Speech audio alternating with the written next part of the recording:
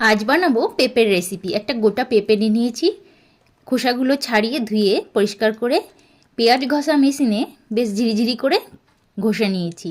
তারপরে নিয়ে নিয়েছি দেখো দুটো কাঁচা লঙ্কা চিড়ে নিয়েছি, 4-5 কোয়া রসুন আর কালো জিরে। আর কোনো মশলাই এখানে দেব না। কাঁচা লঙ্কা, রসুন আর কালো জিরে ফোড়ন দিয়ে সামান্য একটু হলুদ দিয়ে নেড়ে চেড়ে ঘষে রাখা পেঁপেগুলোকে এখানে দিয়ে দেব। কোনো মশলাপাতিই দেব না। এইভাবে একদম সাধারণভাবে এটাকে বানাবো, আর খেতে কিন্তু খুব সুন্দর হয়েছিল।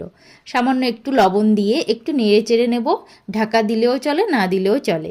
তাই এখানে আমি কিন্তু ঢাকা দিইনি, কারণ পেঁপেগুলো একদম ঝিরিঝিরি করে ঘষা আছে, তাই ঢাকা না দিলেও চলবে। এবার ভালো করে নেড়েচেড়ে নেব। নামানোর আগে সামান্য একটু চিনি দিয়ে আবারও একটু ভালো করে নেড়েচেড়ে একদম টানিয়ে নেব।